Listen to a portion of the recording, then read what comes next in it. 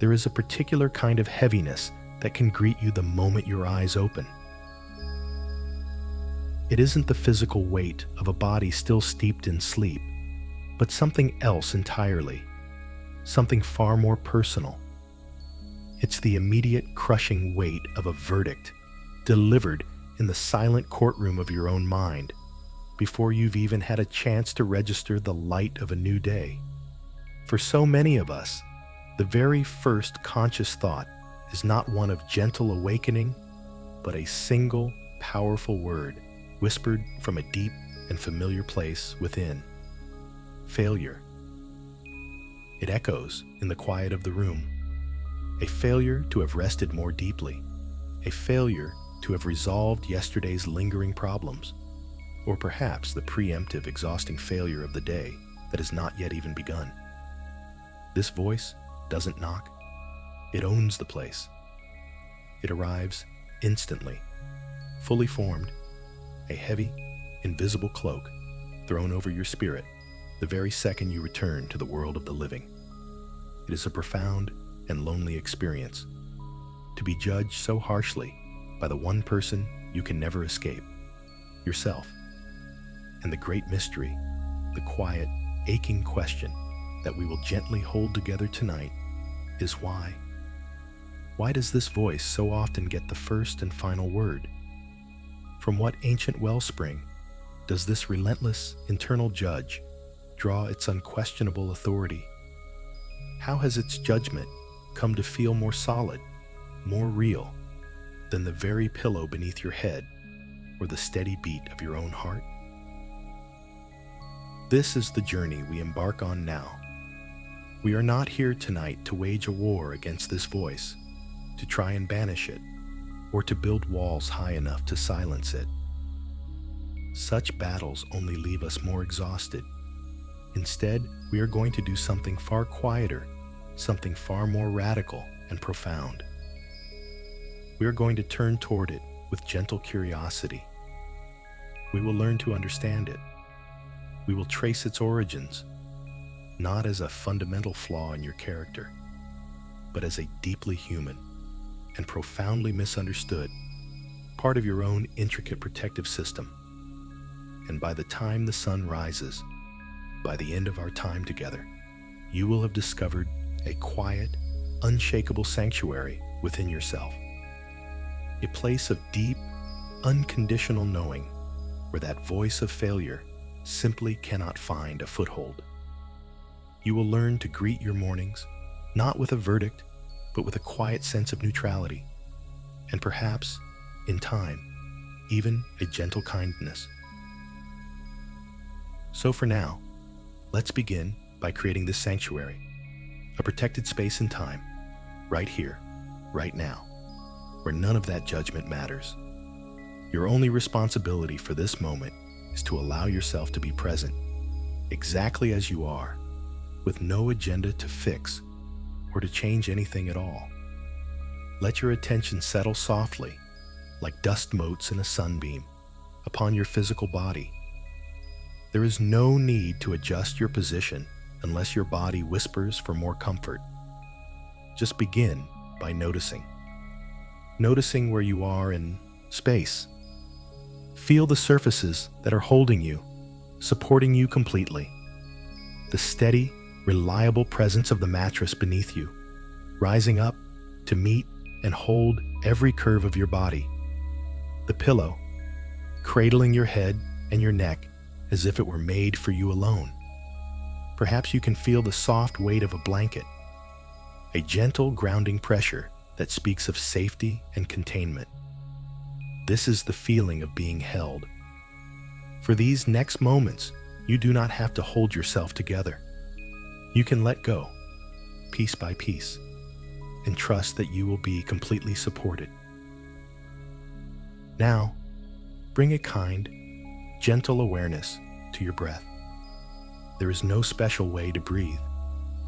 Your body has been breathing perfectly your entire life, without any conscious effort from you. So simply become an observer.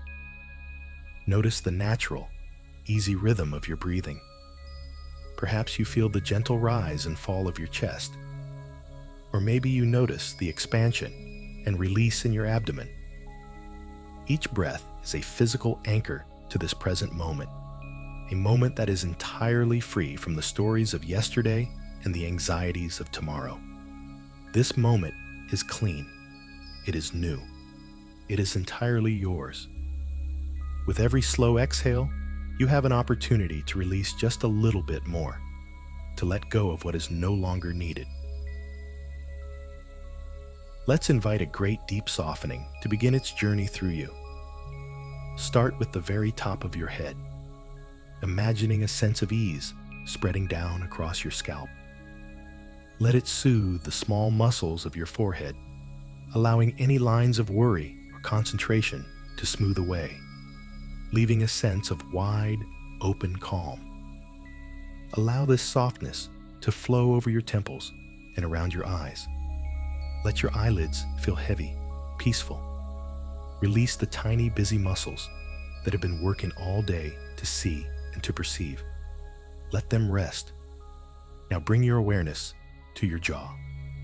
This is a place where we so often store immense tension, the physical residue of unspoken words and gritted teeth determination. Gently, consciously, allow your upper and lower teeth to part. Let your tongue float, soft and wide, resting easily in your mouth. You may feel a profound wave of release from this one simple act of letting go, a signal to your entire nervous system that it is safe to stand down. Allow that feeling of deep ease to cascade down into your neck and your shoulders. Imagine your shoulders melting away from your ears, releasing the invisible burdens they have been carrying, not just from today, but perhaps from many years. Let them feel wonderfully heavy, grounded, and utterly at peace.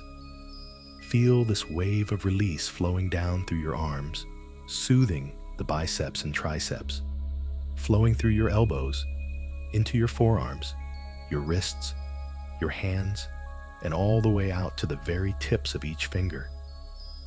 Your arms and hands have done enough. They have held and carried and worked. Now they can be held.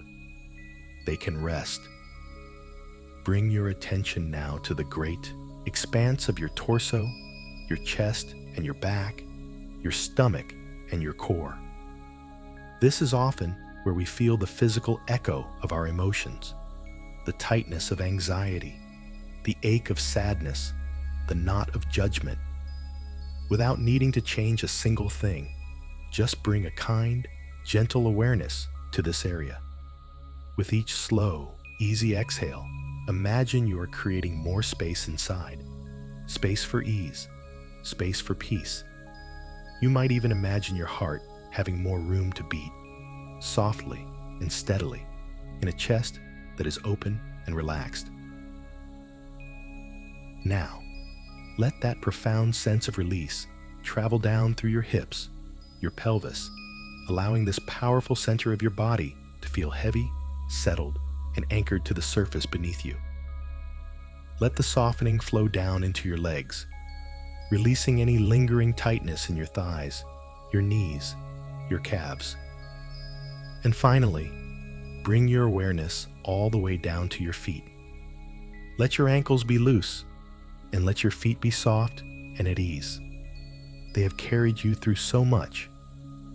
They, too, deserve this deep and unconditional rest. You have now, step by gentle step, invited your entire physical being into a state of profound peace. You have built your sanctuary, brick by brick, breath by breath. This body is your home, and tonight you are declaring it a safe harbor, a place where the storms of self-judgment cannot reach. This time, right now, is a quiet, powerful rebellion. A rebellion against the tyranny of that inner voice of failure. It is a loving declaration that your peace matters more than its verdict. It is a deep acknowledgement that your own well-being is the sacred ground upon which everything else in your life is built. Here, in this stillness, You are not defined by your productivity, your accomplishments, or your perceived shortcomings. You are not a list of tasks, done or undone.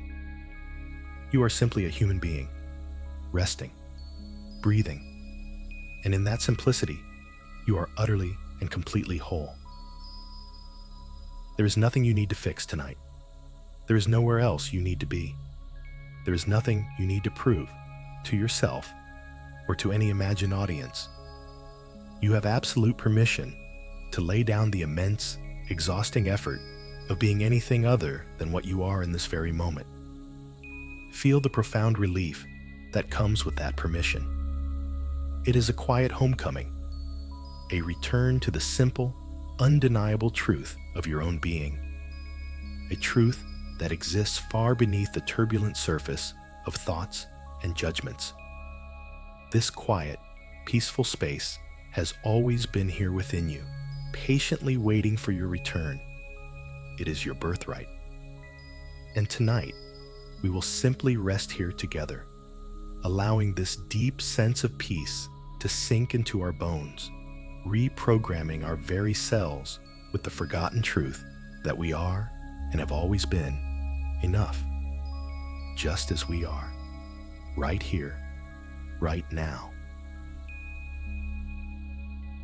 Allow my voice to become a part of the quiet of the room, a gentle guide as you continue to drift deeper and deeper into this state of complete ease.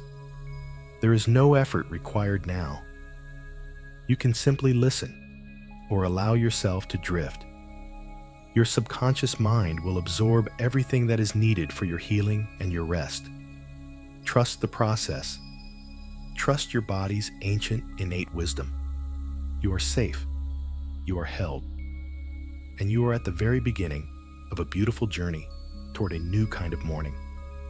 A morning greeted not by a harsh judge, but by a quiet, gentle friend, yourself. Now that you are resting here, in this quiet, protected space, let's gently turn our awareness toward the very thing we are here to understand. There is no need to brace yourself or to build a defense. We are not calling it forward to fight with it.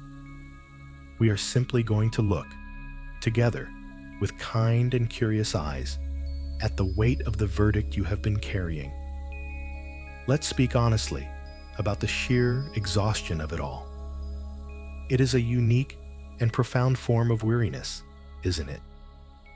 It's the exhaustion that comes from carrying an invisible, yet immensely heavy burden every single moment of every single day.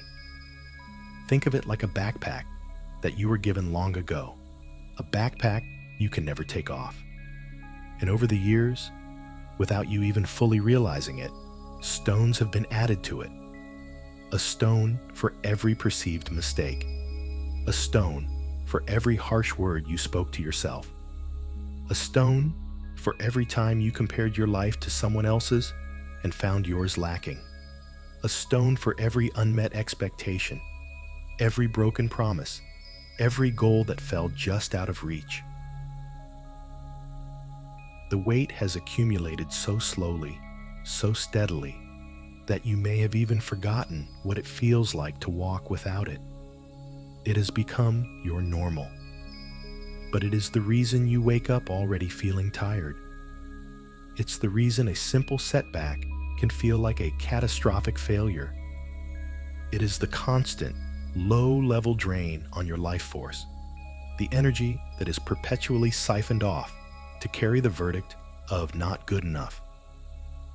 This is not a weakness.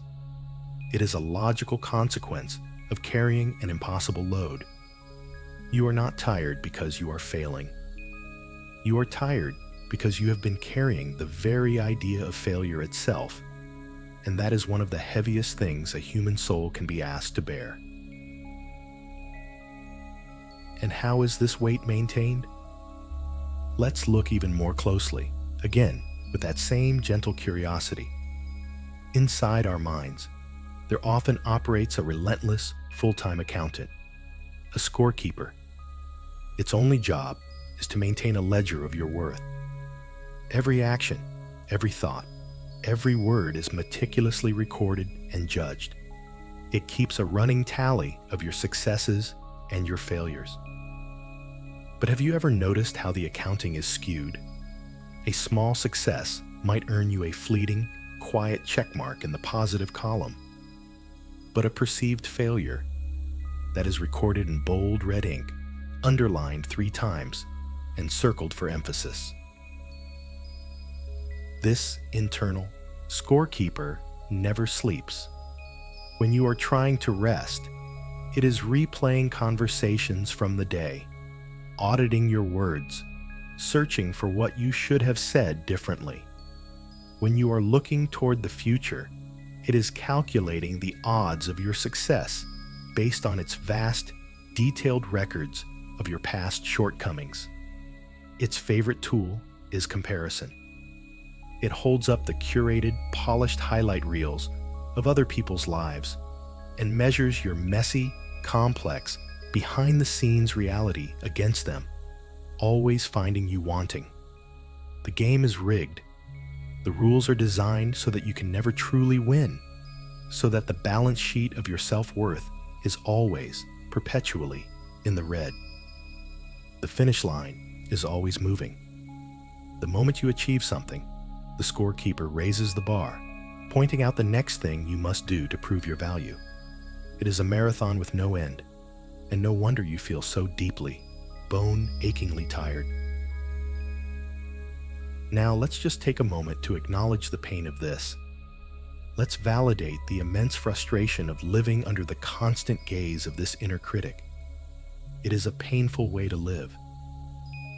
Imagine for a moment if you had another person following you around all day, offering the same relentless commentary, criticizing how you woke up, how you spoke to your family, how you performed at your job, what you chose to eat, how you spent your evening. You would call it cruel. You would see it as unbearable abuse. You would do everything in your power to get away from that person. And yet, because this voice lives inside your own mind, we are taught to accept it as normal. We are told it's just who we are. But it is not you. It is a pattern, a mechanism. And living with its constant judgment is deeply, profoundly painful. It makes sense that you feel frustrated. It makes sense that you sometimes feel hopeless under its oppressive gaze. You have every right to feel hurt and angry about living under such a harsh, internal tyranny. Your feelings are not an overreaction.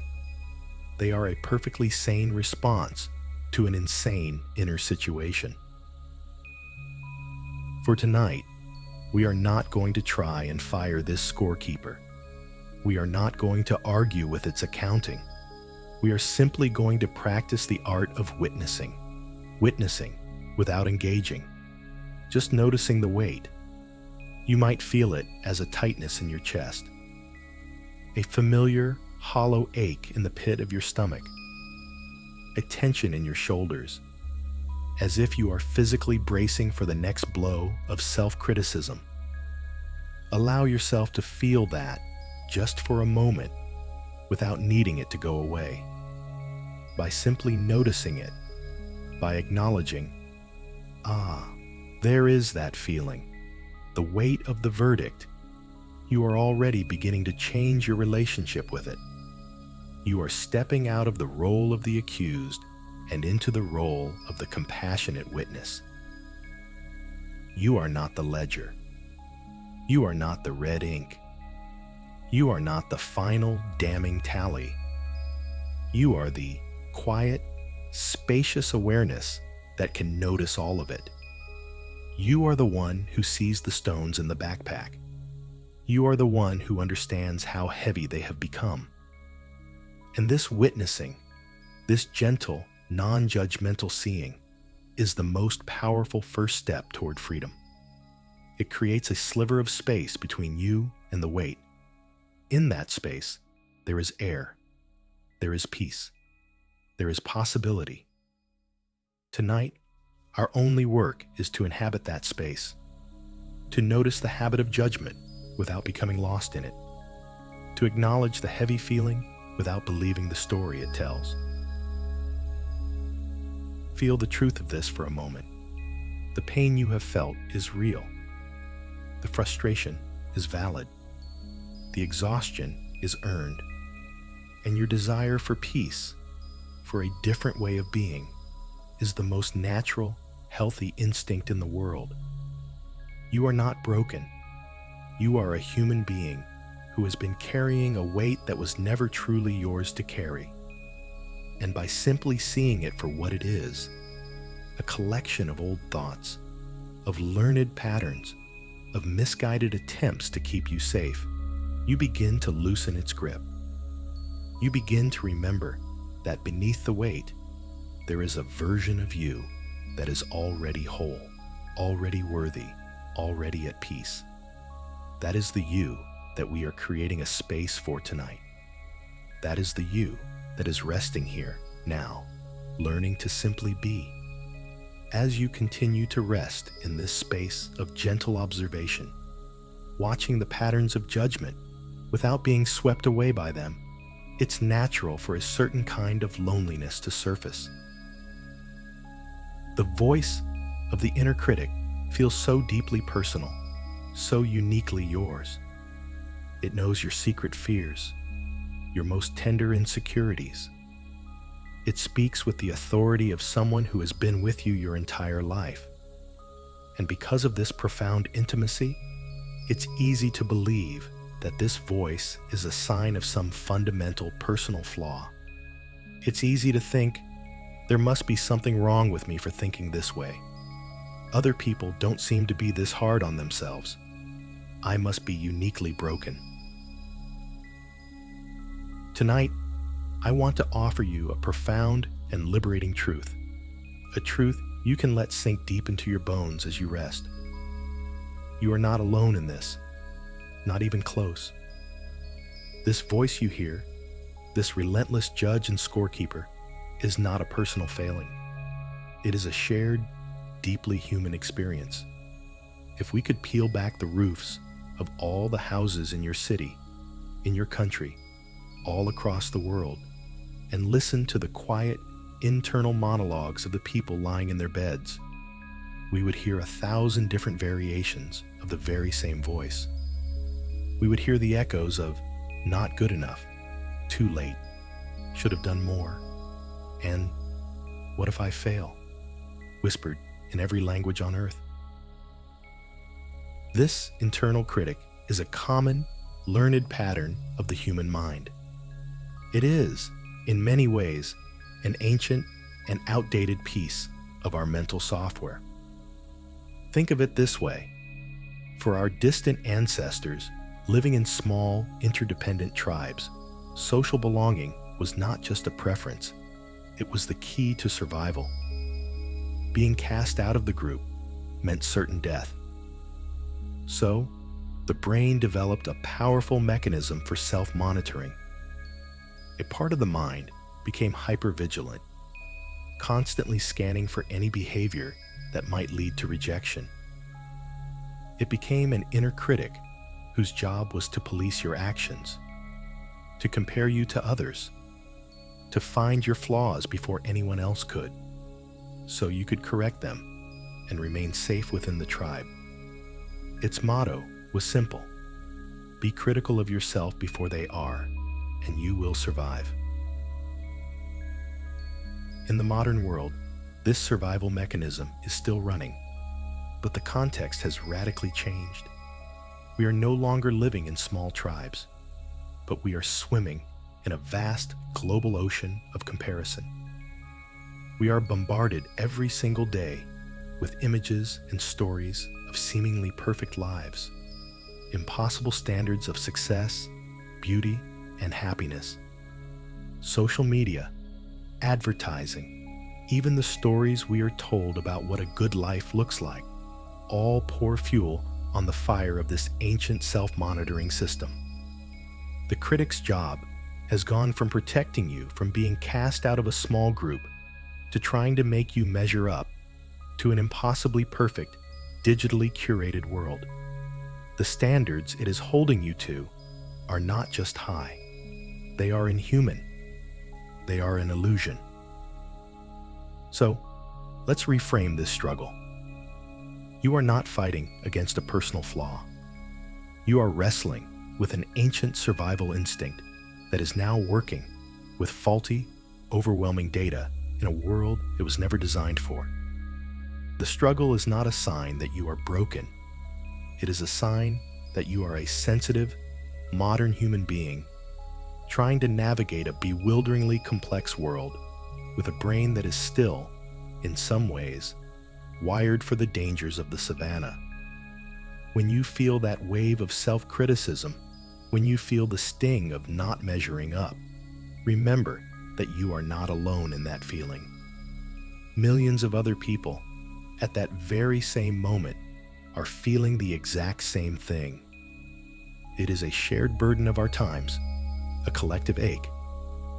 There is a quiet, profound comfort in this realization. The loneliness begins to dissolve. The shame begins to lose its power. The problem is not you. The problem is the pattern, a pattern that so many of us have unconsciously inherited. And now, let's look at this from another angle, one that is even more gentle and affirming. Let's consider your sensitivity to this voice. It's easy to see this sensitivity as a weakness, to wish you had thicker skin, to wish you could just not care what that inner voice says. But what if your sensitivity to this voice of failure is not a weakness at all? What if it is actually a sign of one of your greatest strengths? Consider this. The voice of the critic often fixates on areas related to morality, competence, and connection. It chastises you for not being a better friend, a more patient parent, a more dedicated worker, a kinder person. The very fact that you feel the sting of this criticism so acutely reveals something beautiful about you. It reveals your deep desire to be good and to do well. It points to a heart that cares immensely about your impact on the world and on others. Someone who truly didn't care would not have such a loud inner critic. The voice only has power because it is speaking to a part of you that holds incredibly high values. Your sensitivity is not a flaw. It is a direct reflection of your own deeply held goodness.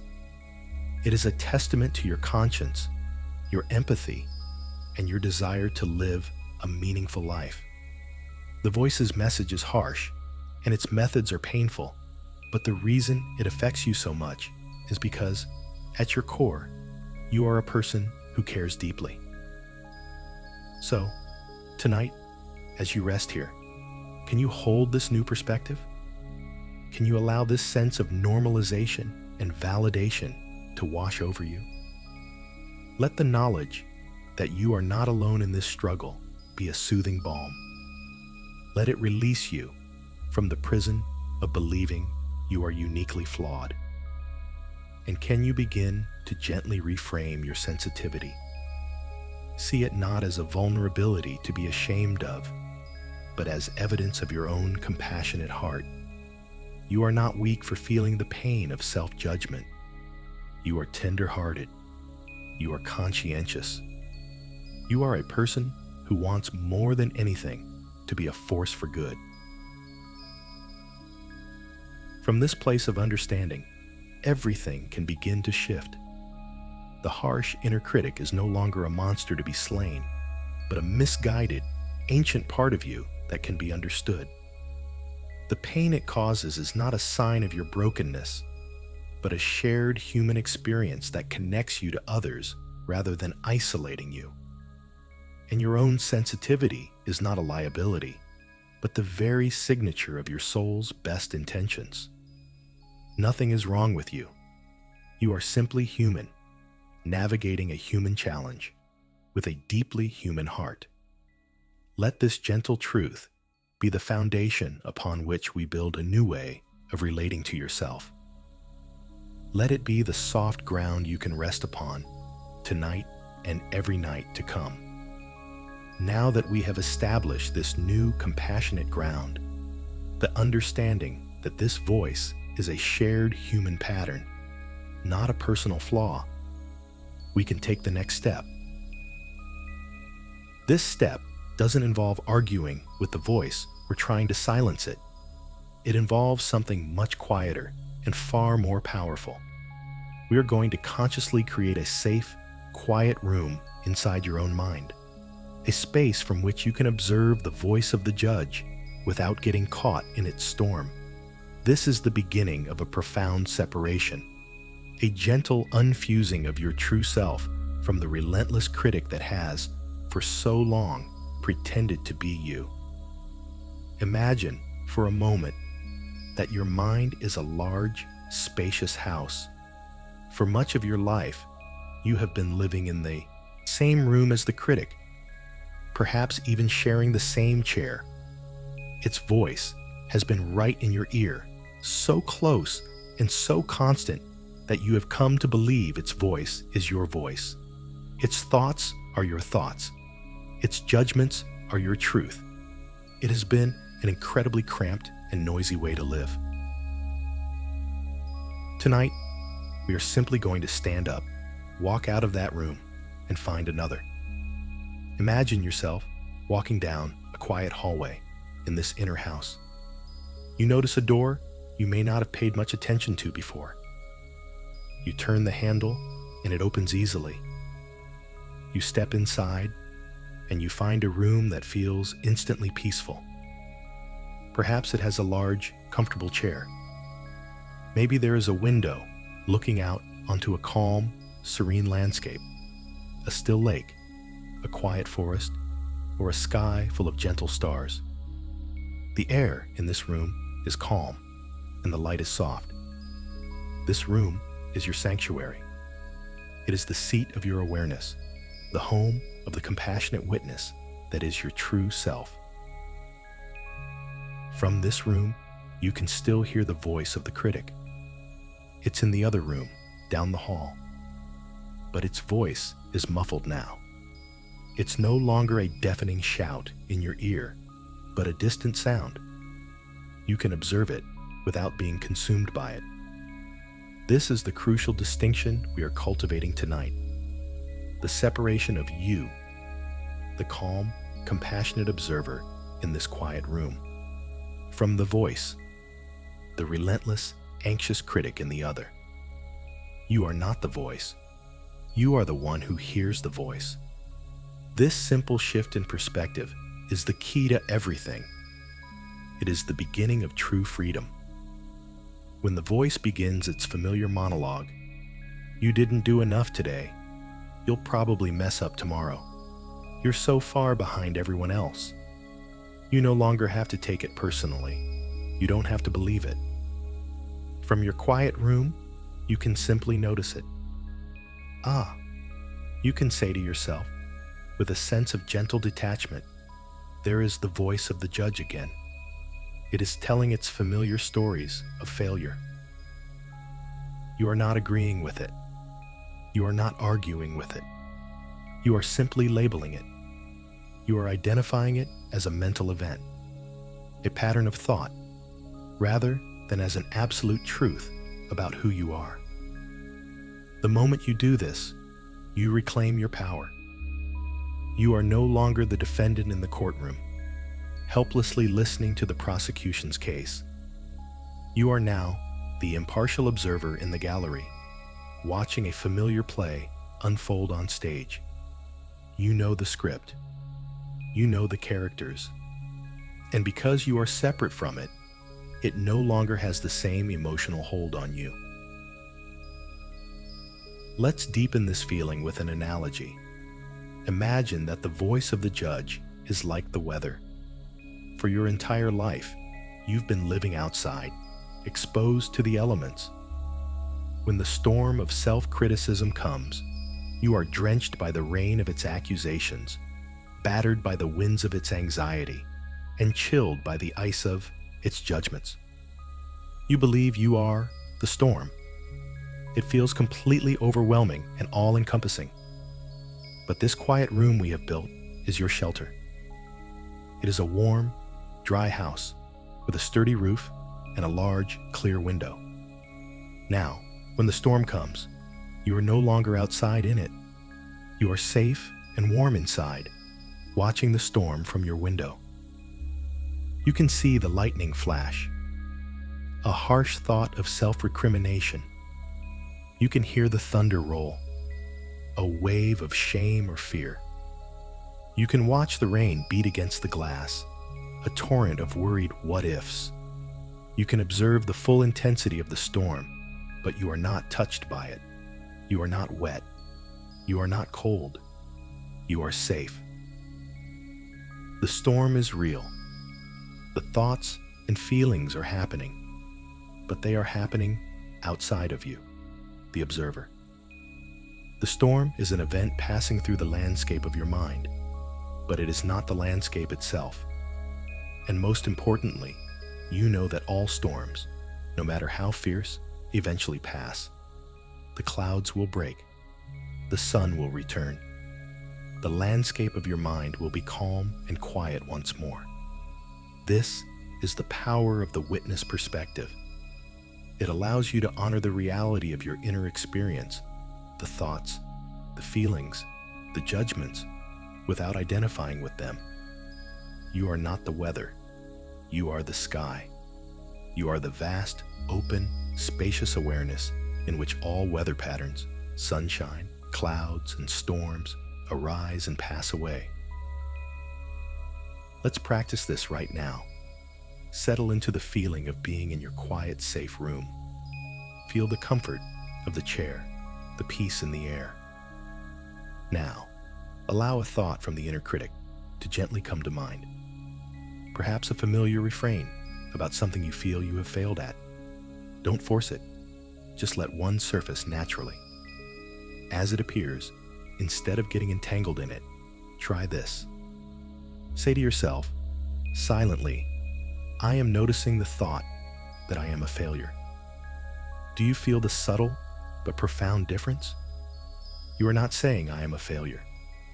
You are saying, I am noticing a thought. You have created that vital sliver of space. You are in your quiet room, observing the thought as if it were a cloud passing by in the sky outside your window. The thought is there.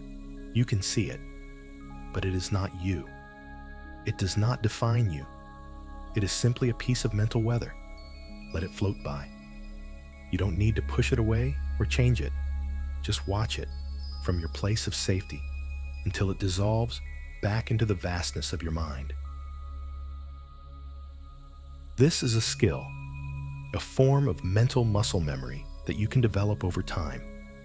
Every time you practice this, every time you step back into your quiet room and observe your thoughts instead of becoming them, you are strengthening this new neural pathway.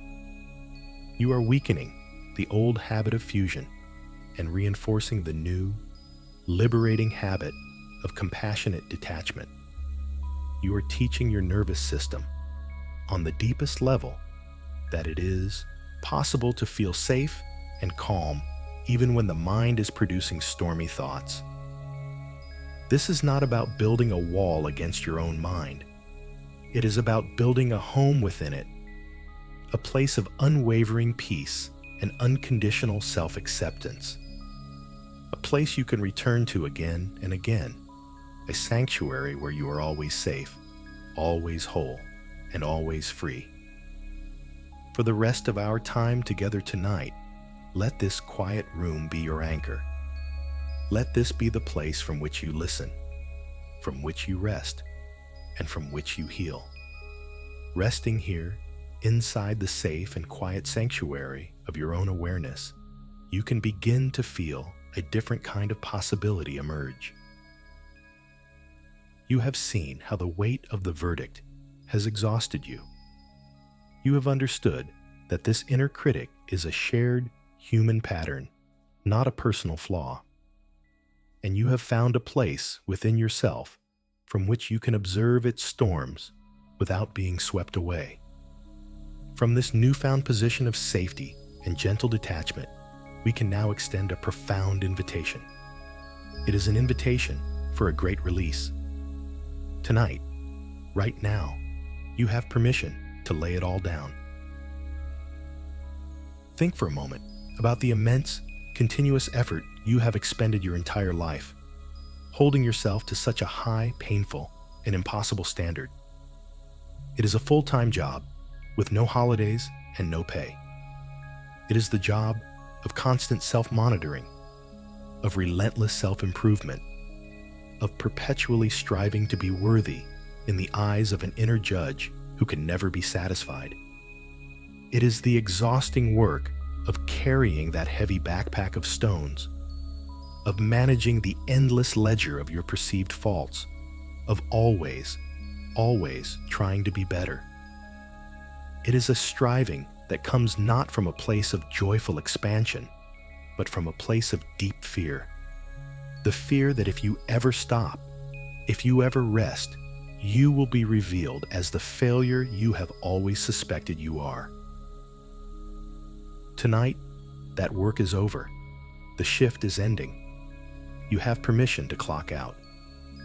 Gently, with your next exhale, I invite you to release that immense effort. It's not something you have to force or figure out. Just have the intention. Imagine the striving, the holding, the bracing, the constant effort, and just let it go. Exhale it. Let it drain out of you with the outward flow of your breath. Feel the profound relief that comes with no longer having to try so hard. For these moments, there is nothing you need to fix, nothing to improve, nothing to achieve. Your only task is to rest. Your only goal is to be. This act of letting go is one of the most courageous and deeply healing things you can do. It is an act of trust in your own inherent worth, a declaration that your value is not contingent on your performance. As you let go of the mental and emotional effort, you will likely notice a corresponding release in your physical body. The body is an honest historian. It keeps a perfect record of our inner state. The tension of self-criticism isn't just an idea. It's a physical reality. It lives in our muscles, our tissues, our very posture. So let's take a gentle journey through the body and consciously release the physical armor that has been built by self-judgment. Bring your awareness once again to your shoulders. Feel them now, not just as muscles, but as the place where you carry the weight of your perceived responsibilities and shortcomings. This is where the phrase, carrying the weight of the world on your shoulders, comes from. Silently, give your shoulders permission to release their burden. Imagine the heavy, invisible cloak of judgment that has been resting there for so long. It's woven from every "I should have," every "I'm not good enough," every harsh self-assessment. Now, with a deep and satisfying sigh, imagine that you are shrugging it off. Feel the fabric slide from your shoulders. Feel the immediate lightness, the freedom, the release of a burden you have carried for far too long. The cloak falls to the floor, and you are left feeling lighter, more spacious, more free. Now, bring your awareness to your chest and your heart center. This is where we often feel the ache of not belonging, the tightness of needing to prove ourselves. The inner critic constricts this area, creating a subtle, protective armor around our heart to shield it from the pain of its own attacks. Place a hand on your heart if that feels right to you.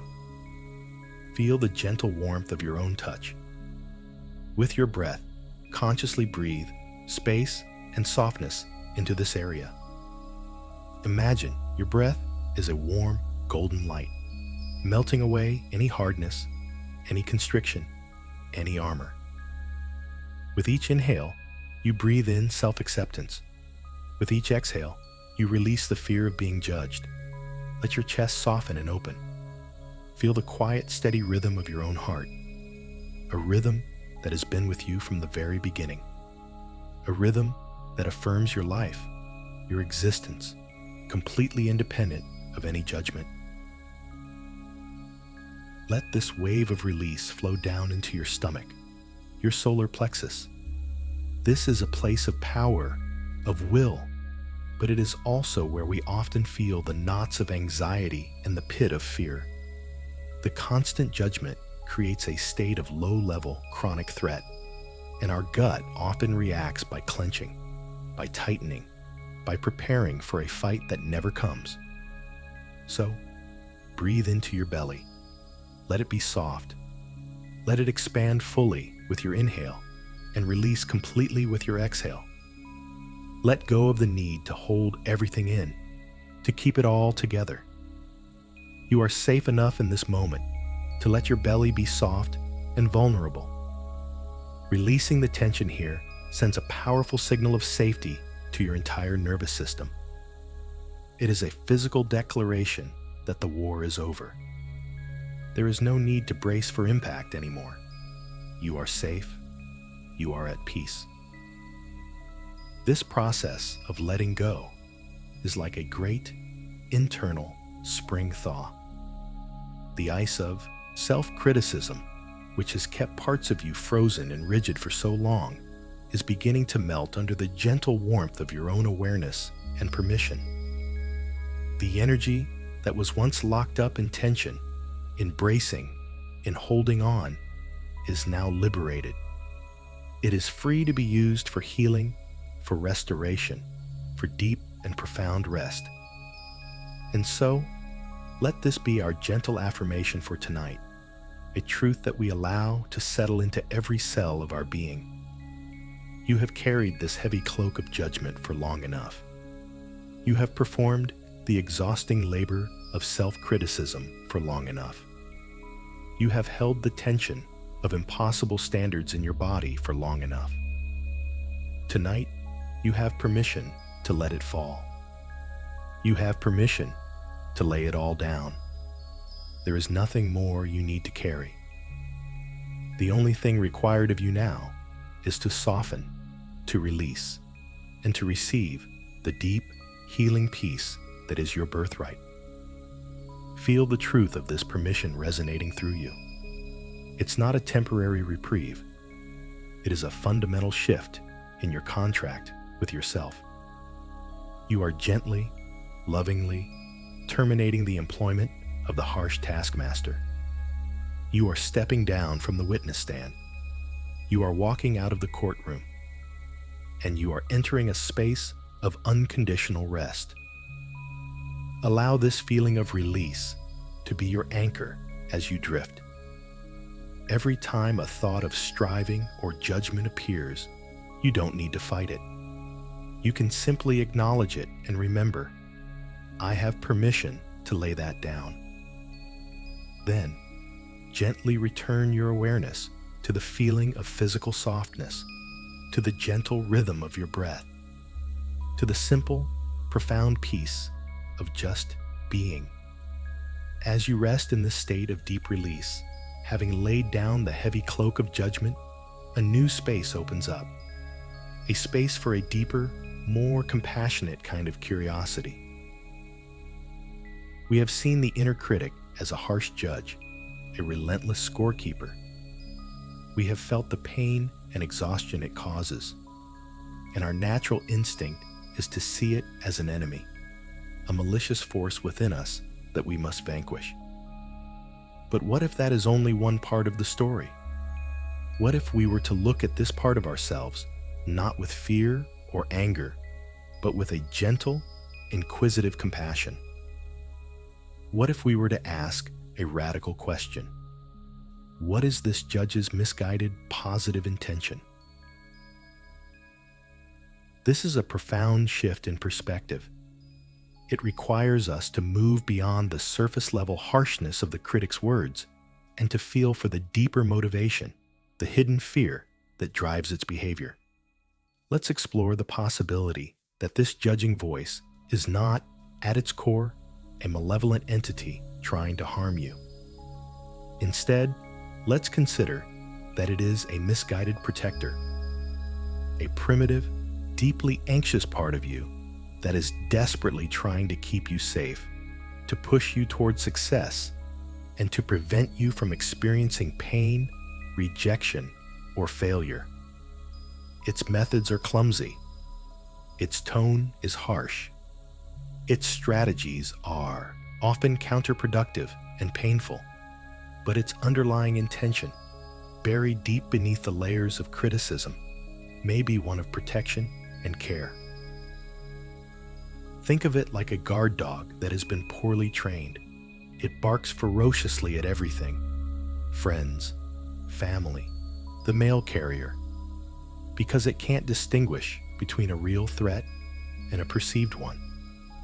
Its intention is to protect the house, but its constant, aggressive barking makes life inside the house stressful and unpleasant. You wouldn't hate the dog for its protective instinct. You would recognize that it is acting out of a deep, instinctual drive, and that what it needs is not punishment, but gentle, compassionate retraining. Your inner critic is like that guard dog. It is barking at you. You're not working hard enough. You're going to fail. People will be disappointed in you. It believes these harsh barks are the only way to motivate you, to keep you on track, to prevent you from becoming complacent and ending up hurt or alone. Let's trace the origin of this flawed strategy. For many of us, this voice is an echo. It is an internalized version of the critical voices we heard when we were young. Perhaps it was a parent who, out of their own anxiety for our future, pushed us relentlessly to achieve. Their intention was love. They wanted us to have a good life, but their method was pressure and criticism. Or maybe it was a teacher who used shame as a motivational tool. Or perhaps we grew up in an environment where mistakes were not treated as learning opportunities, but as evidence of a deep personal failing. As children, we are like sponges. We absorb these external voices and strategies, and they become a part of our own inner landscape. The critical voice inside us learns, this is how you motivate. This is how you stay safe. You must be harsh with yourself to prevent the greater pain of external failure or rejection. Understanding its origin in this way allows us to soften toward it. We can begin to see its harshness not as malice, but as a flawed strategy born from old fears, either its own primitive, survival-based fears, or the inherited fears of the people who raised us. It is doing the only thing it knows how to do to try and protect you. It genuinely believes that if it lets up, if it stops criticizing you for even a moment, you will fall apart. You will give up. You will fail catastrophically. Its entire existence is predicated on the belief that you are fundamentally flawed and need its constant, vigilant, and harsh supervision to get by. It doesn't know about your resilience, your creativity, or your inherent goodness. It only knows its old, fear-based programming. So, tonight, let's try a quiet experiment. From your safe room, your seat of compassionate awareness, can you turn your attention toward this misguided protector? Not to agree with it, not to let it take over, but simply to acknowledge its presence with a new kind of understanding. You don't need to have a long conversation. Just a simple, silent acknowledgement can be profoundly healing. You might imagine this part of you as a tense, anxious figure, perpetually on guard. You could silently offer it a thought, something like, I see you. I see how hard you are working to try and keep me safe. I understand that you are scared for me. Notice what happens in your body as you offer this gesture of inner diplomacy. You might feel a subtle softening, a slight release of tension. By ceasing to fight with this part of you, you are ceasing to fight with yourself. You are no longer engaged in a civil war. Instead, you are beginning a process of making peace. You are not condoning its harsh words. You are not saying that its criticism is true or helpful. You are simply looking beneath the words to the terrified, well-intentioned energy that drives them. You are offering understanding to its fear, not agreement to its strategy. This act of compassionate understanding is deeply transformative. It takes the fuel out of the fire. The critic thrives on being believed and on being fought against. When you do neither, when you simply meet it with a calm, discerning compassion, it begins to lose its power. It's like meeting an angry, shouting person, not with anger in return, but with a quiet, calm, "I can see you're really upset. I'm here to listen." The anger often deflates in the face of such unexpected peace. So let this be the new relationship you cultivate with this part of yourself. See it not as your enemy, but as your deeply misguided and chronically anxious protector. Its job description is Chief of Worry and Motivation by Fear. It has been working overtime for years, and it is just as exhausted as you are. By beginning to understand its origins and its flawed intentions, you are creating the possibility for it to finally relax. You are letting it know, through your own calm presence, that there is another way. A way of motivation through self-compassion, not self-criticism. A way of ensuring safety through trust, not fear. You are gently, patiently beginning to model a new kind of leadership for your own inner world, one based on wisdom and kindness. And in doing so, you are paving the way for a deeper, more integrated, and more peaceful way of being. Let this understanding settle in. The harshest voice in your mind is not a sign of your badness, but a sign of your deepest, most primal fears about survival and belonging. Its presence is not a verdict on your worth, but a clue to where your oldest wounds may lie.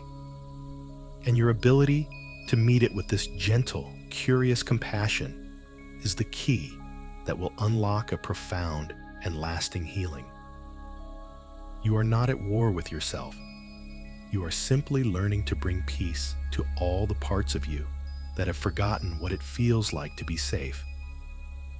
Having softened toward the misguided protector within, having begun to understand its origins, we can now venture even deeper into the landscape of your inner world. We are going on a gentle journey, not to a place you have to build, but to a place you can remember. We are going to journey back to a time or a feeling before the scorekeeping began, before the heavy backpack of judgment was placed upon your shoulders.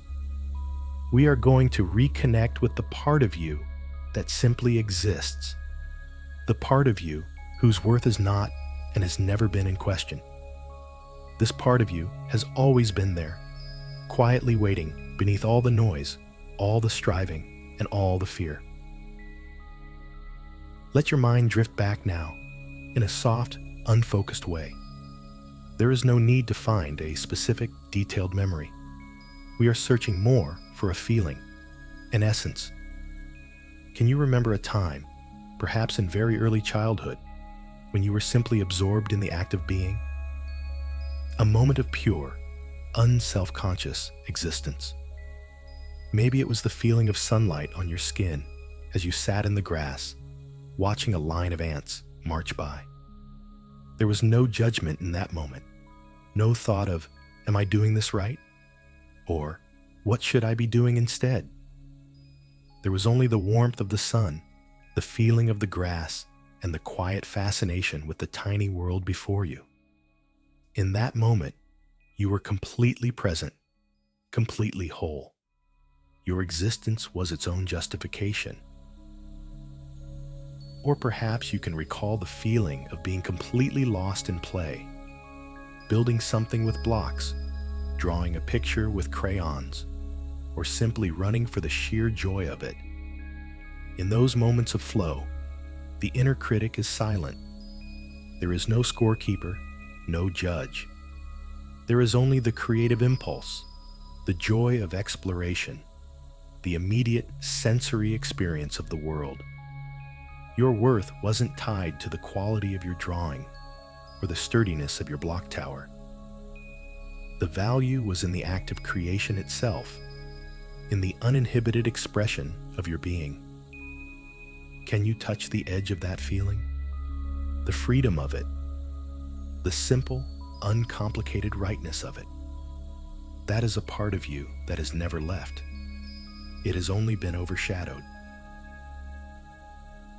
This quiet, knowing part of you existed before you learned the language of comparison, before you were taught to measure your worth against your siblings, your classmates, or the images you saw in the world, before you understood the concepts of success and failure.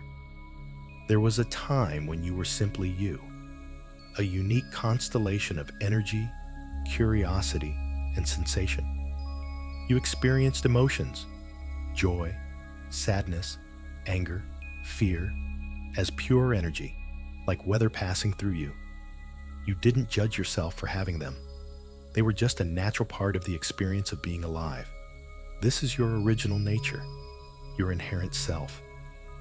It is the quiet, steady foundation of your being that has been there from the very beginning. The relentless voice of the judge is a later addition, a learned program installed on top of this pristine, original operating system. Let's use another image to connect with this feeling. Imagine that within you there is a hidden, peaceful garden. It is a place deep inside your soul that has always existed.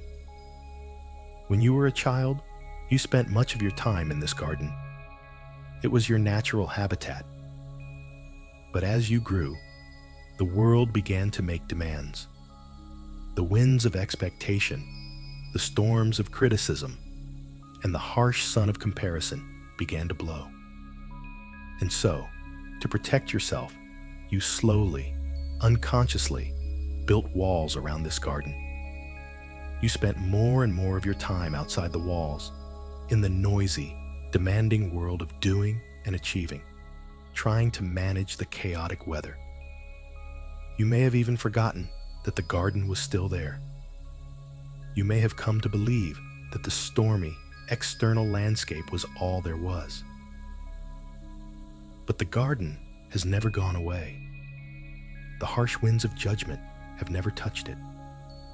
Inside its quiet walls, the air is still and the light is soft. The plants grow in their own wild and beautiful way, without any need to strive or compete. A gentle stream flows through it, its sound a quiet murmur of peace. This garden represents your inherent worth, your true nature. It is the part of you that is untouched by trauma, by conditioning, by all the stories of failure you have ever told yourself. It has been patiently waiting for you to return. Tonight, we are not trying to build this garden. We are simply remembering the way back to it. We are finding a small, forgotten gate in the wall, and we are stepping inside. Take a moment now to feel what it is like to be in this garden. Feel the soft, cool grass beneath your feet. Hear the gentle sound of the water. See the vibrant, effortless beauty of the flowers that grow here. In this garden, you don't have to be anything other than what you are. You don't have to prove your right to be here. Your presence is what makes the garden complete. There is a deep, profound sense of peace here, a feeling of coming home. This is the feeling of your own core self, your soul. It is a quiet, unshakable knowing that you are enough, exactly as you are. This knowing is not a thought or an idea that you have to convince yourself of. It is a feeling, a deep, resonant truth that you can feel in your body, in your bones, in your breath.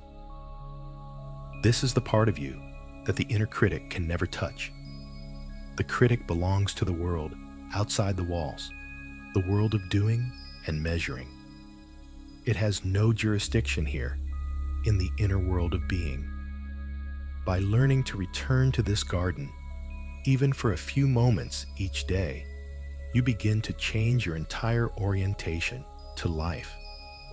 You start to operate from a place of inner wholeness, rather than from a place of perceived lack. You remember that your worth is not something out there that you have to earn, but something in here that you simply have to return to. This reconnection is the ultimate antidote to the critic's poison. The critic's power comes from your belief that its judgments are the truth of who you are. But when you are resting in the peaceful certainty of your inner garden, its voice becomes distant and irrelevant. It's like someone shouting outside the walls, but you are too absorbed in the beauty and peace within to pay it much attention. So let yourself rest in this garden now. This feeling of inherent value, of quiet knowing, has always been your home. It is the truth of you. Allow this feeling to permeate your being. Let it be the gentle reality you drift off to sleep in. The scorekeeping is over. The striving has ceased. You are back in the place where you belong. The place where you are and have always been, simply and wonderfully enough. Having reconnected with that quiet, inner garden, that timeless part of you that exists before judgment, let's now consciously cultivate and strengthen the feeling that resides there. This is the feeling of enough. It is not a loud or dramatic emotion. It is a quiet, subtle, and profoundly grounding sensation. It is the gentle opposite of the frantic, anxious striving that the inner critic demands.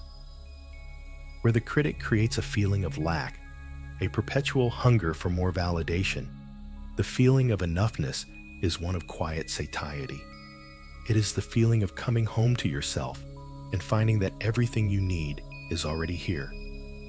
Tonight, our gentle work is to embody this feeling, to let it move from a fleeting idea into a felt, physical reality that can soothe and reprogram your entire nervous system. Let's begin by inviting this sensation into your body. As you continue to rest, bring your awareness to the center of your chest, to your heart space. Imagine, in this space, a small, warm, gently glowing light. It might be the color of soft gold, or a warm amber, or any color that feels peaceful and nourishing to you. This light is the physical representation of your inherent worth, the quiet knowing from your inner garden. It has always been here, though it may have often been obscured by the clouds of anxiety and self-doubt. Right now, simply acknowledge its presence.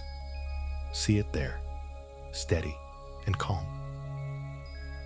Now, with each gentle breath you take, imagine that you are breathing into this light, nurturing it. With every inhale, imagine the light growing just a little bit brighter, a little bit warmer. With every exhale, imagine this warm, peaceful light beginning to spread, to radiate outwards from your heart. Don't force it. Just allow it.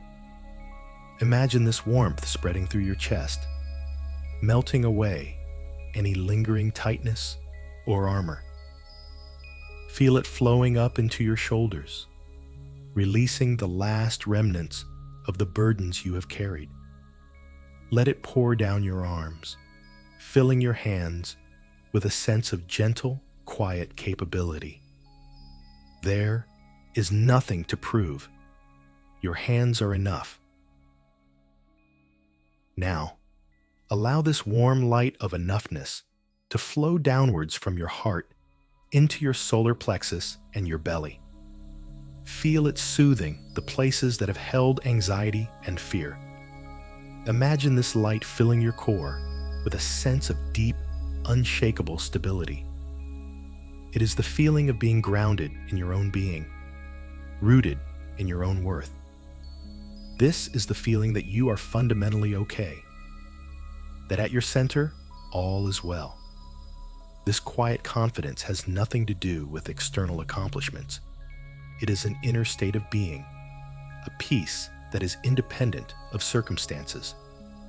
Let this warmth continue to spread, flowing down through your hips and into your legs, grounding you, connecting you to the support beneath you.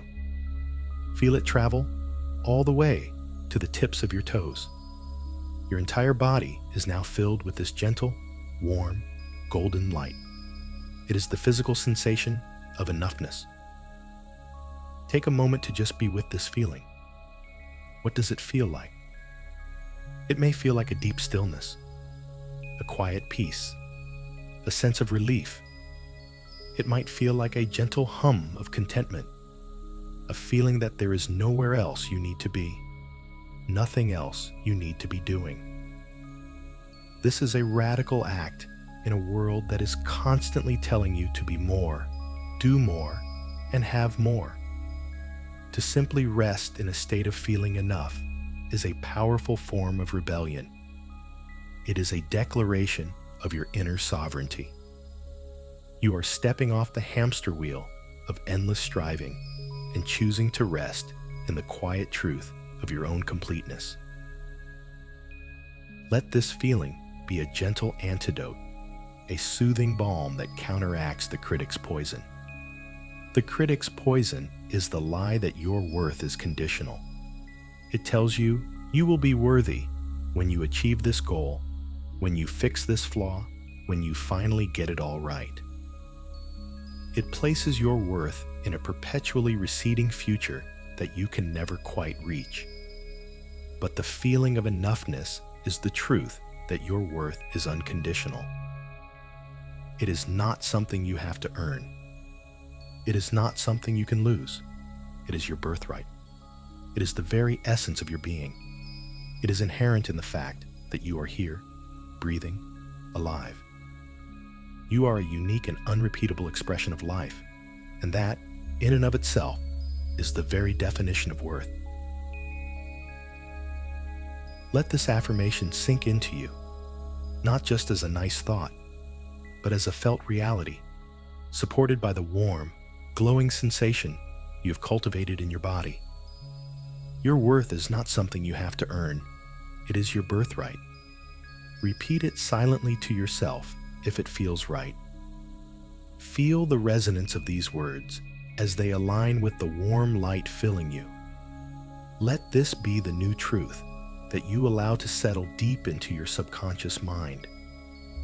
The truth that will be there to greet you in the quiet moments of your days. When the voice of the critic arises, telling you that you are not enough, you will now have a counterbalance. You will have the memory of this feeling, this warm, peaceful, whole sensation in your body. You can return to it. You can breathe into it. You can remember the truth. This practice of embodying enoughness is like learning a new language. At first, it might feel unfamiliar. The language of not enough is so practiced, so fluent. But every time you consciously cultivate this feeling, you are becoming more fluent in the language of self-acceptance. You are creating new pathways in your brain and your body. You are teaching yourself, at the deepest level, how to come home. You are remembering that the peace you seek is not outside of you, but is a quality of your own being that you can access at any time. So for these last few moments of our time in this section, just rest. Rest in the light. Rest in the warmth. Rest in the deep, simple, and revolutionary feeling that right here, right now, in this very moment, you are completely and utterly enough. There is nothing to add and nothing to take away. You are whole. Now, as you rest, bathed in the warm, gentle light of your own enoughness, we arrive at a place of profound inner peace and strength. From this centered, compassionate state, we can perform an act of inner diplomacy that might have seemed impossible before. We are going to turn back toward that part of you we have called the judge, the critic, the misguided protector. But we will not approach it with fear or frustration or a desire to banish it. We will approach it from this newfound place of wholeness, with a heart full of understanding and a quiet, steady compassion. This is a crucial step in the journey of integration, of bringing your entire inner world into a state of harmony. Imagine that anxious, hypervigilant part of you again. We have seen its harshness and felt its painful impact, but we have also understood its misguided intention to protect you, an intention born from old fears. We have seen it as a poorly trained guard dog, barking out of anxiety, or as an echo of critical voices from the past. It has been working tirelessly, relentlessly, for your entire life, operating under the deeply flawed belief that its harshness is necessary for your survival. It knows no other way. From your current state of peace, you can now see this part of you not as a monster, but as a deeply exhausted and suffering aspect of your own consciousness. It is trapped in a loop of fear, and in its frantic attempts to save you from pain, it has caused you so much of it. So, let's offer it something it has likely never received before, a moment of genuine, heartfelt compassion. From the calm of your inner sanctuary, from the warmth of your embodied enoughness, silently extend a gesture of kindness toward this part of you. You might visualize it.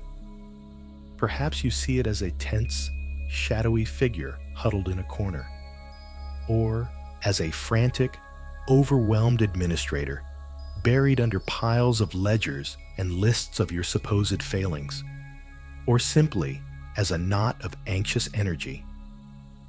However you perceive it, send a wave of the warm, golden light you cultivated within yourself toward it. Don't try to change it. Don't try to fix it. Just offer it this unconditional warmth, this silent acknowledgement. And now, let's offer it a simple, sincere thank you. This may feel strange at first, to thank the source of so much of your pain, but we are not thanking it for the pain it has caused. We are thanking it for its intention, however misguided. We are acknowledging the immense energy it has expended in its attempt to keep you safe. Silently, in your own heart, you can say to it, "Thank you.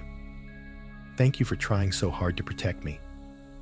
Thank you for working so tirelessly to push me to be better, to keep me from failing, to ensure I would be accepted. I see now that everything you have done, all the harsh words and the relentless pressure, came from a deep, terrified place that was trying to help. I acknowledge your effort. I acknowledge your intention. Feel the power of this simple act. You are not condoning its methods. You are not agreeing with its verdicts. You are performing a deep act of self-compassion by acknowledging the scared, struggling part of yourself and thanking it for its service. This is the ultimate pattern interrupt. The inner critic is used to being fought against, resisted, hated, and feared. It is also used to being blindly believed. It has never been met with calm, compassionate gratitude. When you offer it this, you are fundamentally changing the dynamic of your inner world. You are shifting from a state of internal conflict to one of internal cooperation. You are becoming the wise, compassionate leader of your own inner family. And now, we can offer it the one thing it truly needs: rest. This part of you has never had a day off. It is in a state of hyperarousal, constantly scanning for threats, perpetually on guard. It is profoundly exhausted. So, with the full, gentle authority of your compassionate self, you can now speak to it and give it permission to stand down. You might say, silently, "Your work is done for tonight. You have done enough. I am safe now. I am taking over. I will keep us safe with a new kind of wisdom, one based on gentleness and self-trust. You don't have to be on guard anymore. You can rest." Imagine yourself offering this part of you a quiet, comfortable place to lay down. You are relieving it of its duty. You are letting it know that its stressful, demanding job is no longer required. The company has a new CEO, your wise, compassionate self, and the old, fear-based management style is being retired. As you offer it this rest, you may sense a profound shift within you, a deep, collective sigh of relief. The part of your nervous system that has been locked in a state of fight or flight for so long finally receives the signal that the war is over. The guard can leave its post. The accountant can close the books. The judge can lay down its gavel. This act of inner diplomacy brings a sense of peace and wholeness to your inner world that cannot be achieved through fighting. By hating or trying to exile the critic, we are essentially hating and exiling a part of ourselves. This only creates more fragmentation, more inner conflict. But by understanding it, thanking it, and gently relieving it of its duty, we are integrating it.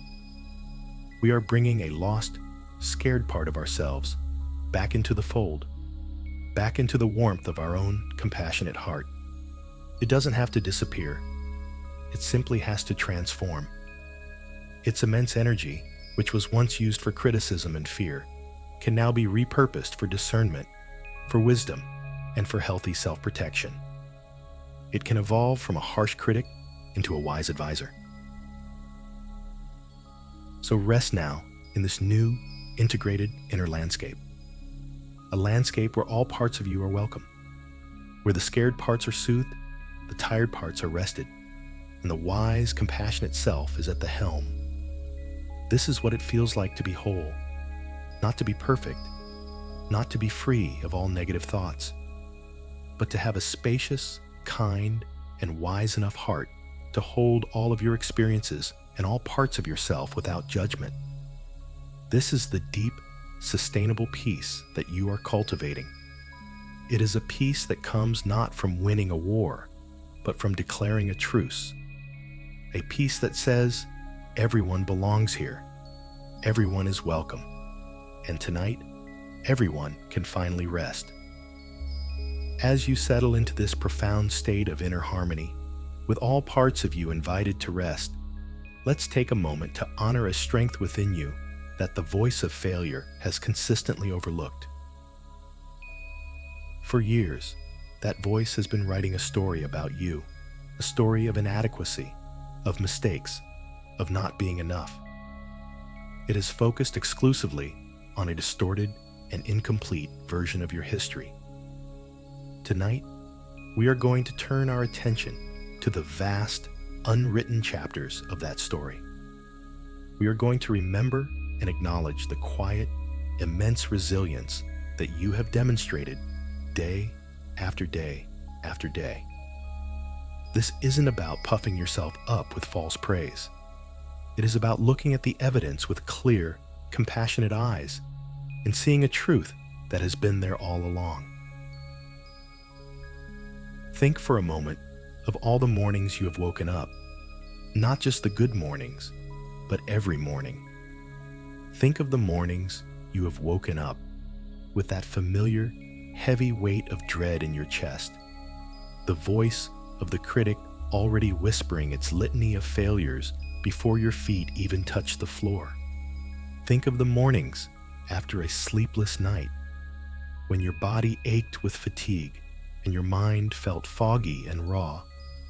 Think of the mornings when you were facing a day you didn't feel equipped to handle, a difficult meeting, a painful conversation, or just the overwhelming demands of ordinary life. And yet, you got up. Let that sink in. On every single one of those days, you got up. You swung your legs out of bed. You stood up and faced the day. This simple act, repeated thousands of times over your lifetime, is not a small thing. It is a testament to a deep, primal life force within you, a force that insists on moving forward even in the face of immense internal resistance. The inner critic records these moments as unremarkable, as the bare minimum. But seen from a place of compassion, each of those difficult mornings was a quiet, profound victory. It was an act of courage. It was your spirit choosing life, choosing to engage, choosing to try again, despite the heavy internal weather system telling you to give up. Now, let's honor the quiet strength it has taken to survive so much internal criticism. Living with a harsh inner critic is like walking through life with a constant headwind pushing against you. Every step requires more effort. Every task is made more difficult. It's like trying to run a race with a heckler running alongside you, pointing out your every flaw, predicting your every stumble. The fact that you have accomplished anything at all, that you have loved people, learned things, created, worked, cared for others, while carrying this internal burden is nothing short of miraculous. The voice of failure would have you believe that your accomplishments are diminished by your struggles. The truth is that your accomplishments are magnified by them. They are evidence not of how easily things came to you, but of how much strength and determination you had to muster to overcome your own internal friction. Consider the sheer amount of energy you have expended simply managing this inner state. The energy it takes to push through the voice telling you you're not good enough to even start a task. The energy it takes to soothe yourself after a barrage of self-recrimination. The energy it takes to show up in the world and present a calm exterior when a storm of judgment is raging inside. You have been doing two jobs at once: the job of living your life and the full-time, unpaid job of managing your own harshest critic. Your fatigue is not a sign of weakness. It is a sign of the incredible amount of work you have been doing just to stay afloat. You are not lazy or unmotivated. You are a survivor of a relentless internal war, and you are still standing.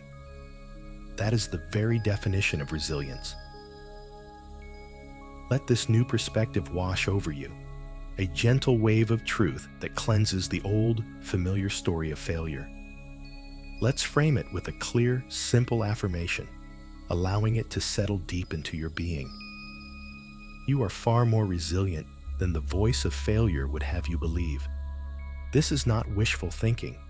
It is a conclusion based on the undeniable evidence of your life. The proof is in every single day you have lived, every challenge you have faced, every moment of despair you have moved through. Your continued presence here tonight, resting and breathing, is the ultimate testament to your strength.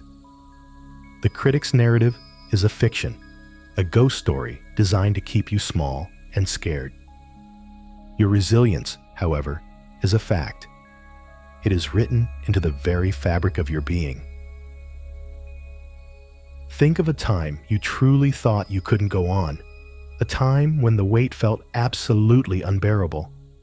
And yet here you are. You survived. Something within you, a quiet flicker of hope, a deep survival instinct, a hidden reservoir of strength, carried you through. We often forget these moments, or we minimize them, telling ourselves we just got lucky, or it wasn't that bad. But tonight, We honor them. We see them as proof of the powerful, unbreakable spirit that resides within you. This spirit is not loud or boastful. It is a quiet, steady, enduring force. It is the part of you that knows how to bend without breaking, how to heal after being wounded, how to find the light again after a long period of darkness. As you drift towards sleep tonight, let this knowing be your anchor. Let the story you tell yourself be one not of failure, but of incredible, quiet, and persistent resilience. You have navigated so much. You have endured so much.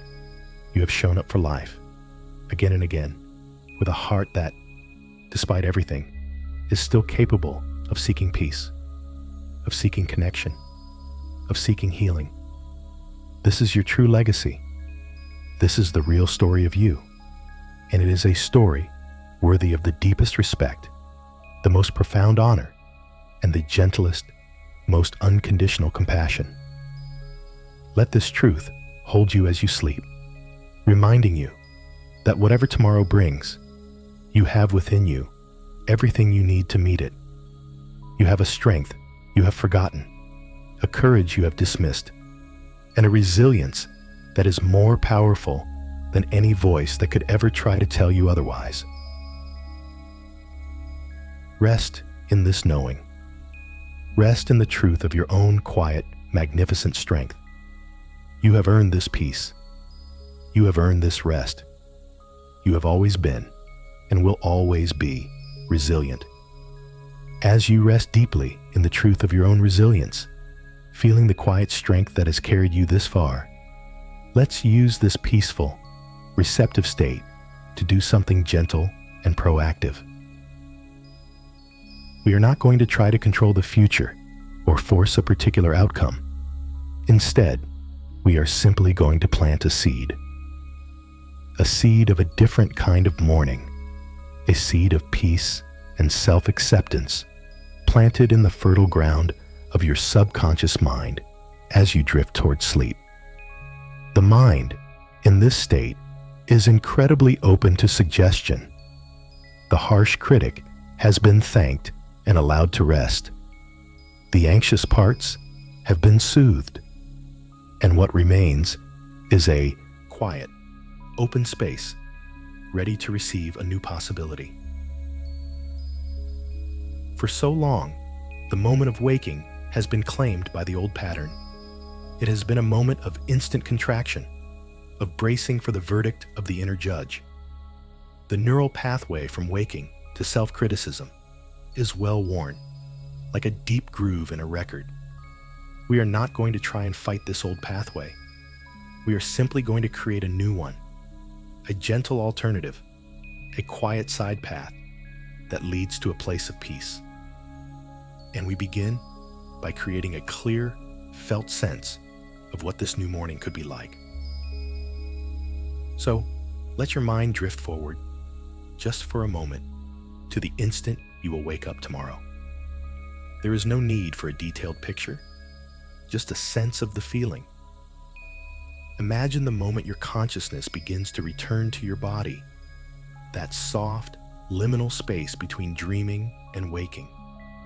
And in that very first moment, instead of the familiar jolt of anxiety or the heavy cloak of failure, imagine what you feel is a simple, profound neutrality, not a forced happiness, not an artificial positivity, but a quiet, spacious calm.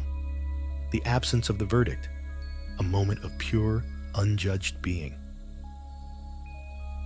Imagine waking up, and for the first few breaths, your only awareness is of your body, the feeling of the sheets against your skin, the gentle weight of the blankets, the quiet rhythm of your own breathing. There is no instant replay of yesterday's mistakes. There is no preemptive anxiety about the day ahead. There is just this body, this breath, this moment, a clean slate, a quiet dawn, both outside your window and within your own mind. Feel the profound relief in this imagined moment, the freedom, the lightness of not being judged the instant you open your eyes. This feeling of neutrality is the fertile ground upon which a more gentle morning can grow. It is a space of possibility. Now, let's add another layer to this visualization. As you lie there in this imagined morning, in this state of quiet neutrality, imagine a single gentle thought arising, as soft as the morning light. The thought is simple. I am here. Not, I have to do this, or I failed at that, but simply, I am here. It is a gentle acknowledgement of your own presence, a quiet grounding in the reality of the moment. It is a thought without a story attached, without a judgment in its wake. I am here. I am breathing. The day is new. Feel the peace that this simple, declarative thought can bring. It anchors you in the present, before the mind has a chance to race into the past or the future, the two territories where the inner critic does its work. And perhaps, from this place of neutrality and presence, another feeling can begin to emerge. A feeling of gentle kindness toward yourself. Imagine greeting yourself in the morning with the same quiet, gentle welcome you might offer to a beloved friend or a small child who has just woken up. A sense of, welcome back. I'm glad you're here. Let's be gentle with ourselves today. This is not a loud, rah-rah affirmation. It is a subtle, internal posture of compassion. It is the feeling of being on your own side, right from the very start of the day. Imagine the difference this would make. To begin your day as your own ally, rather than your own accuser. To meet your own consciousness with a soft glance of kindness, rather than a hard stare of judgment. This is the seed we are planting. A seed that contains the blueprint for a different kind of morning. One that begins with neutrality, is grounded in presence, and is met with gentle kindness. We are not demanding that this happen tomorrow. We are simply offering it as a possibility. We are showing your mind, your nervous system, that another way is available. By visualizing it now, in this relaxed and receptive state, you are literally beginning to wire this new pathway in your brain. You are making it a more likely and accessible option for when you wake. You are like a gardener, gently loosening the soil and placing a single, precious seed within it. You don't force it to grow. You simply create the right conditions. The fertile soil of your subconscious mind, the water of your gentle intention, and then you trust the process of germination. Let this image of a peaceful dawn be the last one you hold in your mind as you drift off to sleep. See yourself waking, feeling that quiet calm. Feel the simple truth of I am here.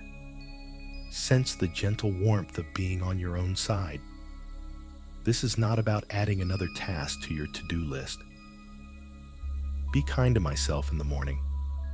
It is about planting an intention so deeply that it can blossom on its own, naturally and without effort. It is about trusting that the deep healing work you have done tonight, understanding the critic, releasing the burden, connecting with your resilience, has prepared the ground perfectly for this new seed to take root. You are gently, lovingly programming your future self for peace. You are sending a message of hope and compassion across the sea of sleep, a message that will be waiting for you on the other shore when you arrive in the morning. Let go of any effort now. The seed is planted. The work is done. Your only task now is to surrender to the deep, restorative darkness of sleep, trusting that within that darkness, a quiet, gentle miracle is taking place. A new morning is being born, not just in the world outside, but deep within the sacred landscape of you. Now, As the seed for a new morning rests gently in the soil of your subconscious, let's allow this entire journey of understanding to crystallize, to settle deep into the very core of your being. This is a time for integration, for weaving all these threads of awareness into a new, cohesive tapestry of self-perception. It is one thing to understand these ideas with the conscious mind, and another, far more profound thing, to let them become a part of you, as real and as natural as the cells that make up your body and the breath that gives you life. The work of analysis is over. The time for simply absorbing, for allowing, for becoming is here. Let your attention be drawn once more to your breath, that faithful, steady anchor. But this time, we will imbue it with a gentle, symbolic intention. As you breathe in, slowly and deeply, imagine that you are breathing in the truth of your own wholeness. Breathe in the understanding that you are not, and have never been, broken. Breathe in the peace of the quiet inner garden, the gentle light of your own enoughness, the quiet strength of your resilience. Imagine this breath carrying these truths into your lungs, where they are absorbed into your bloodstream and delivered to every single cell in your body. Your body is not just a physical machine. It is a field of consciousness, and tonight you are consciously infusing it with the highest, kindest truth of who you are. Now, as you breathe out, let your exhale be a great release, a letting go of the old story. Breathe out the heavy, persistent lie of failure. Exhale the exhaustion of constant striving. Breathe out the tension of self-criticism, the sting of comparison, the fear of not measuring up. Imagine these old energies, these outdated beliefs, dissolving like smoke on your out-breath, leaving your inner space cleaner, clearer, and more peaceful than before. Each breath becomes a cycle of profound healing. Inhaling the truth of your wholeness, exhaling the illusion of your inadequacy. Let yourself fall into this simple, powerful rhythm, breathing in peace, breathing out the old story. There is nothing to force. Your body knows how to do this.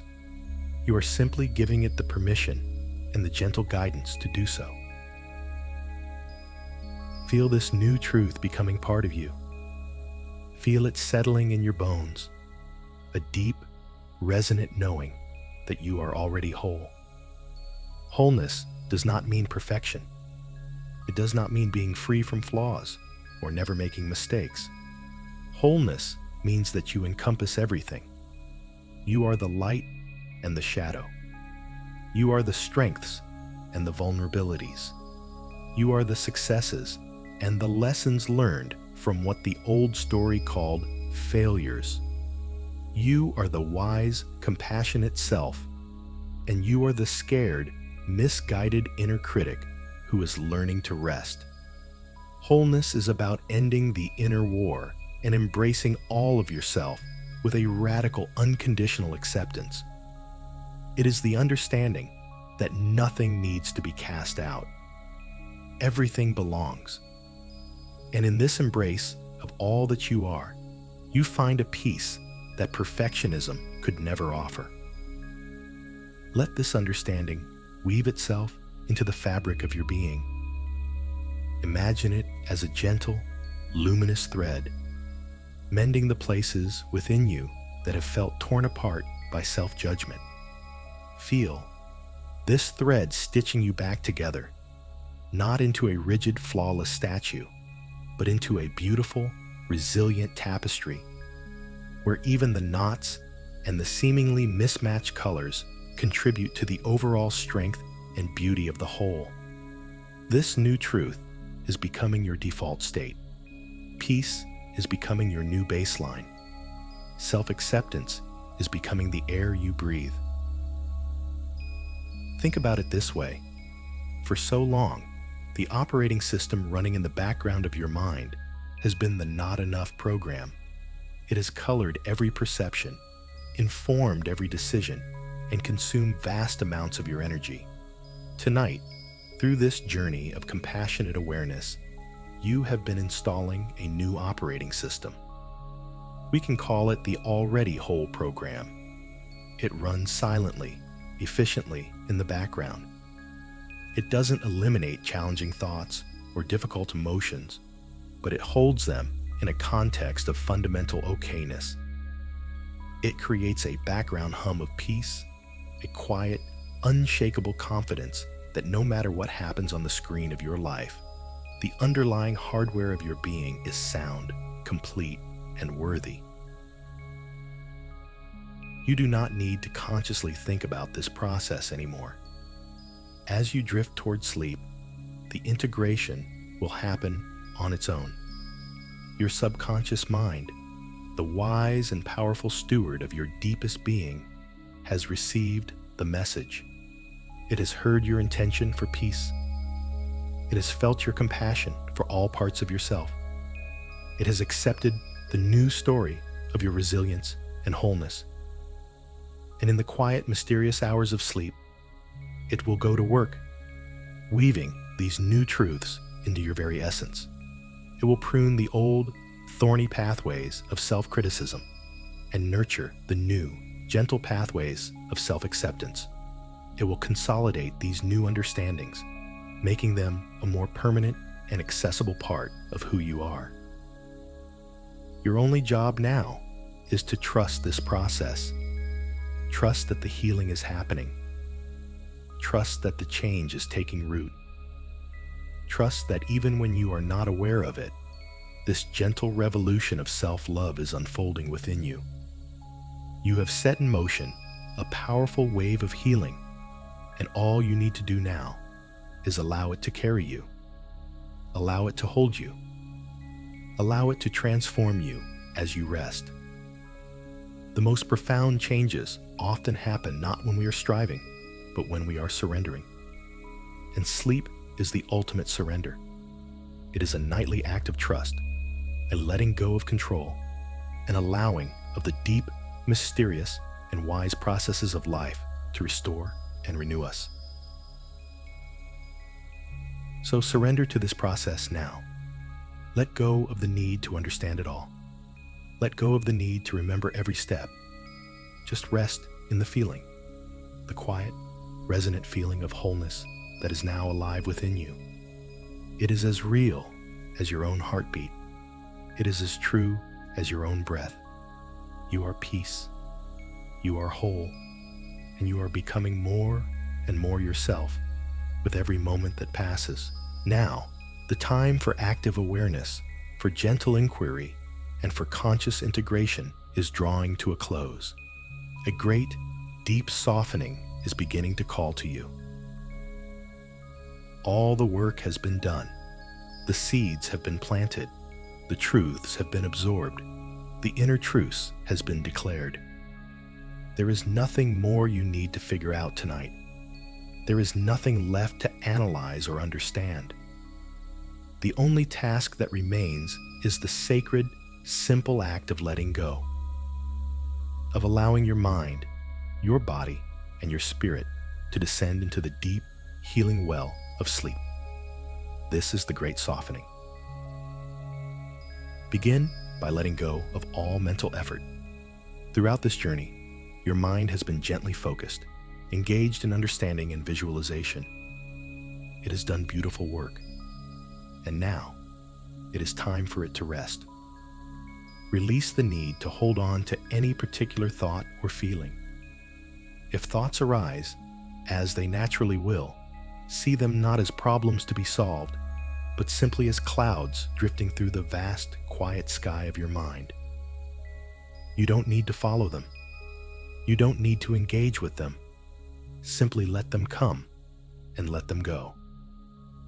Your mind is like a sky at dusk. The busy, bright, well-defined clouds of daytime thinking are beginning to lose their sharp edges. They are becoming softer, darker, more diffuse, slowly melting back into the quiet expanse of the evening sky.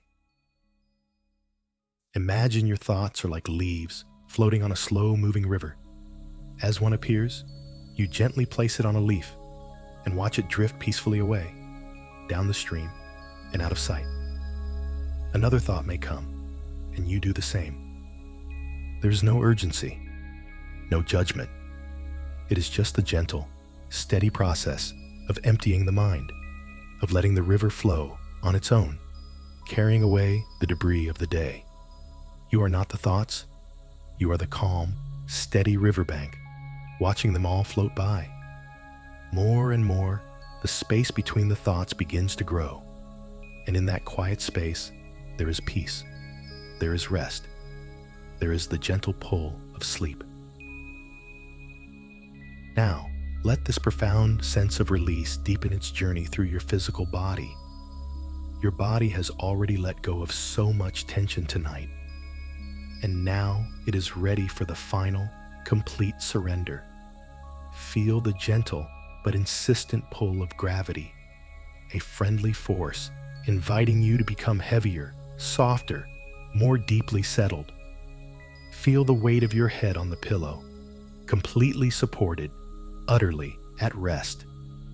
Let go of the last remnants of tension in your neck and shoulders. Allow them to melt completely into the surface beneath you. Feel the heaviness of your arms and your hands, still and peaceful. There is no need for them to do anything now but rest. Bring your awareness to your back, feeling how every inch of it is in contact with the mattress, held and supported. With every exhale, let yourself sink just a little bit deeper, releasing another layer of holding.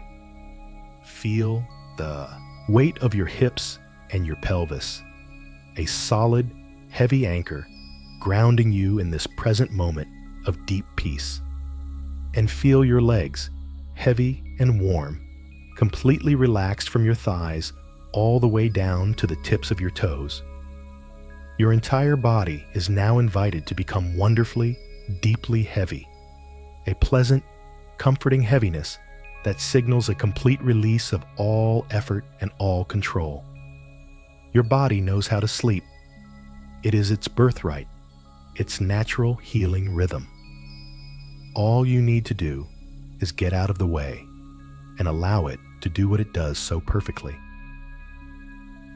This is a time of profound trust, trusting that you have done enough for today, trusting that the world will continue to turn without your conscious supervision, trusting that in the coming hours of darkness and silence, a deep and mysterious work of restoration will take place within you. Your cells will repair themselves. Your brain will cleanse itself of metabolic waste. Your memories will be consolidated. Your emotional energy will be replenished. Sleep is not an absence of activity. It is a different, more ancient, and more vital kind of activity. It is the sacred work of healing and renewal, and you are being invited to enter its temple. As you lie here, on the very edge of sleep, you might notice that the boundaries of your body are beginning to soften. The clear distinction between you and the space around you starts to blur. You are not just lying on the bed, you are becoming one with the bed. You are not just in the room, you are becoming part of the quiet, peaceful stillness of the room. This is a natural and beautiful part of the transition into sleep. It is a letting go of the tight, constricted sense of a separate self and a dissolving into a larger field of peace and consciousness. There is nothing to fear here. It is a homecoming, a return to the ocean of being from which you arose. Let go now. Let go of this day. Let go of the stories, the worries, the plans. They will all be there for you tomorrow if you need them. But for now, they have no place here. This time is for you. This peace is for you. This deep, profound rest is for you. You have earned it. You are worthy of it. And it is coming to you now, like a soft, gentle tide, ready to carry you out into a calm and dreamless sea. There's nothing more you need to do. No more work. Only rest. Just the soft, easy rhythm of your breath and the great, deep softening that is pulling you gently, lovingly into sleep. Surrender to it. Let it take you. You are safe. You are held. And it is time to sleep. You are now drifting in that beautiful, liminal space between wakefulness and sleep. The great softening has done its work, and you are floating, suspended in a warm, quiet, and peaceful state of being. From this place, you can begin to notice the gentle, natural pull toward rest. It is not a force you have to fight for or struggle to find. It is more like a current, a deep, slow-moving river that has begun to catch you in its flow. For so long, you may have experienced the approach of sleep as a battle, a wrestle with a restless mind. But tonight, it is different. Tonight, you are not trying to get to sleep. You are simply allowing sleep to come to you. You are allowing yourself to be carried by this gentle, irresistible tide.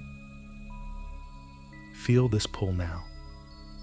It is a subtle, pleasant sensation of being drawn downwards, inwards, into a place of profound peace.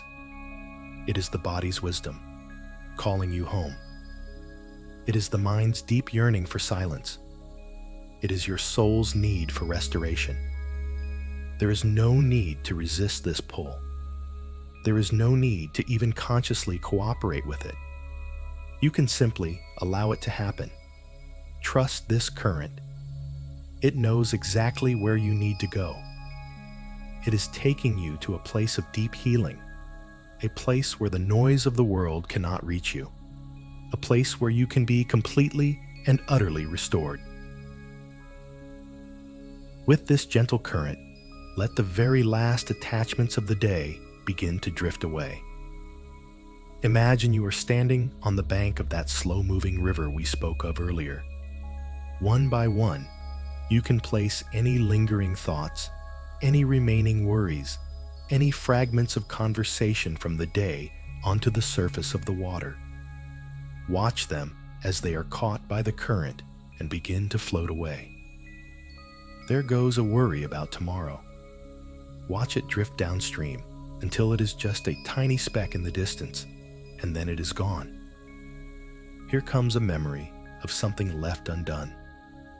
Place it gently on the water. Let the river take it. It does not need your attention right now. Its time is over. You can release it all. The expectations of others, your expectations for yourself, the need to understand everything, the desire to control outcomes. Place each one on the river. Let it go. Watch it float away. You are emptying your hands, emptying your mind, emptying your heart, so that you can be filled with the deep, restorative peace of sleep. The river is vast and powerful enough to carry all of it. It can hold all of your burdens so that you do not have to.